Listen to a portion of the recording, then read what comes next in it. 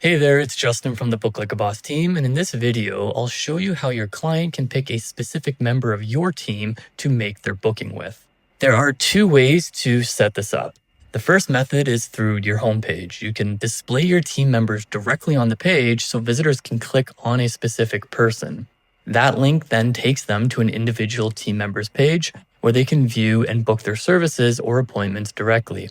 The second method works with round-robin accounts. For example, let's say you're offering a service like haircuts. Make sure you're on your team's page and that the round-robin feature is enabled. So let's click on booking pages right here, then go to products and services. Click edit on whichever service you want to do this for, then scroll down, and at the very bottom, you'll find an option that says customer can select team members.